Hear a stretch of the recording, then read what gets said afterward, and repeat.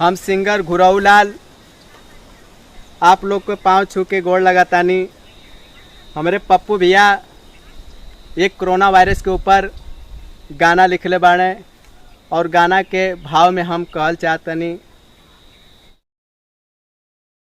आफत कैले कोरोना तू आए दूर बाड़े माई मोरा भाई। आफत कैले कोरोना तू आए दूर बाड़े माई मोरा भाई।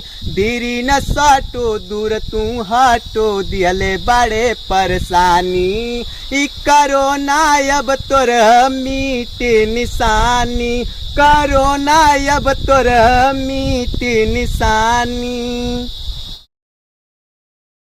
बात मान ल योगी के माथा टिकल मोदी के।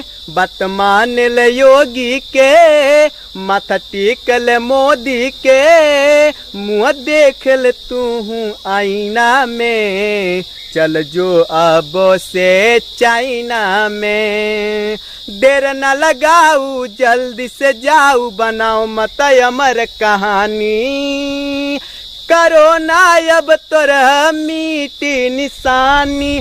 कोरोना अब तोर मीठी निशानी। बनाई भेसवा के नस कैले देसवा के। बनाए भेसवा के नस कैले देसवा के। केतनन लोग के कैलस आहत रे।